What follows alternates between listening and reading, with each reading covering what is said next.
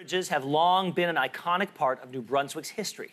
They draw countless tourists and offer a window into a simpler time. But because they're being replaced with more modern alternatives, concerns are mounting that they could disappear forever. Joining me from Moncton with more is President of the Covered Bridges Conservation Association of New Brunswick, Raymond Bouchard. Raymond, thank you so much for being here. No, you're welcome. So tell us Thanks for the invite. Tell us about the historical and cultural significance of these bridges. Why are they so important?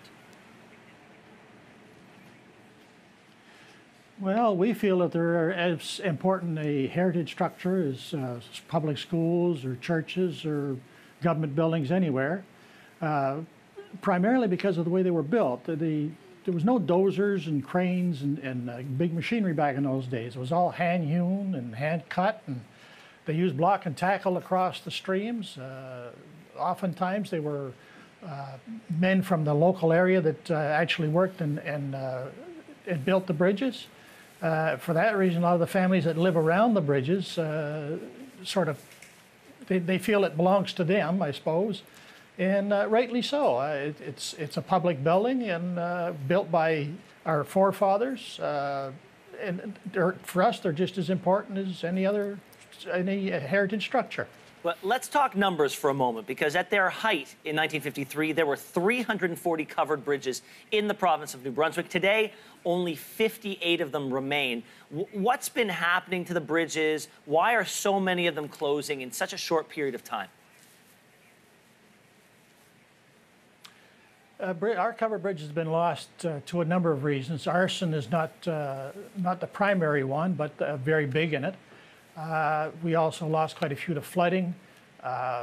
Roads are detoured, or new roads built around them. So many of them have been dismantled. Some of them have been lost because of accidents, cars or trucks running into the side of them, and they just unrepairable.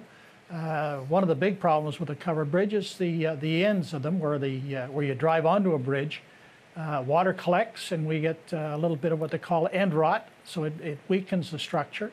As a result, they're downgraded in their load capacity.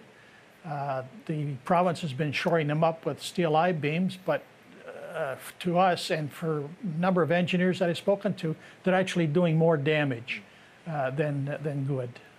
And that's our concern. Well, let's talk about some of the efforts that have sprouted up to save these bridges. What kind of work have you and your organization been up to?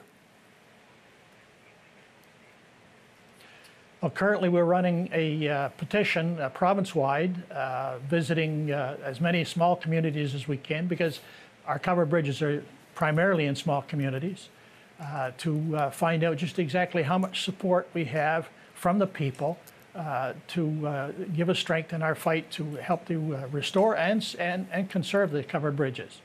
As an example, here a little while back, we started in St. Martin's, and St. Martin's has a population of about 350, somewhere handy there, and we gleaned over 190 signatures. That's people directly from that area, so it shows that over 50% of the people living in St. Martin's are in favor of saving their twin covered bridges, because it's the only place in the world where you can get two covered bridges and a lighthouse in the same shot.